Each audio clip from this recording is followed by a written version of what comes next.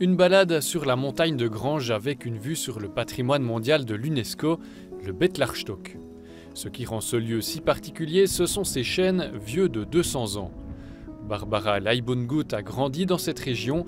Elle a plein de bons souvenirs liés à cet endroit. C'est un lieu très particulier car pendant très longtemps il n'a pas été exploité. C'est grâce au fait qu'on n'a pas touché à cet endroit qu'il est devenu si spécial avec sa forêt de hêtres.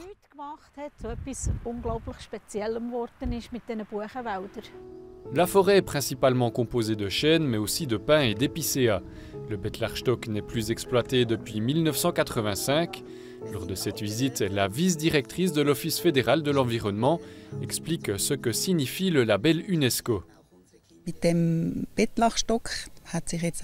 L'UNESCO exige que le canton et la Confédération protègent ce lieu. D'une part, il faut assurer l'aménagement du territoire et il faut prendre des mesures pour que l'endroit garde sa valeur. Car c'est là-dessus qu'est basé le patrimoine mondial de l'UNESCO.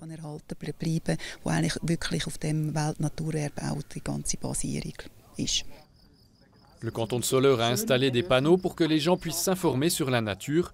L'emplacement de ces panneaux n'a pas été choisi au hasard. Il s'agit de protéger la nature du tourisme. Le Bettlarstock, on le présente depuis des endroits où il y a du passage, comme le sommet de la montagne de Grange par exemple.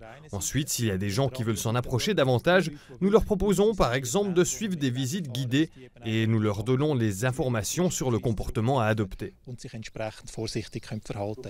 Dans le site digne du patrimoine naturel mondial de l'UNESCO, il y a des règles de comportement et elles sont ici indiquées sur ces panneaux. Barbara Leibundgut est convaincue que cette reconnaissance internationale aide à la préservation de la nature. Je pense que ce joyau qu'est le Bettlarstock est encore mieux protégé avec cette distinction. Et je suis ravi que toute cette campagne de marketing mette en avant ses qualités et mette l'accent sur l'importance de préserver cet endroit pour qu'il n'arrive rien à ce bijou naturel.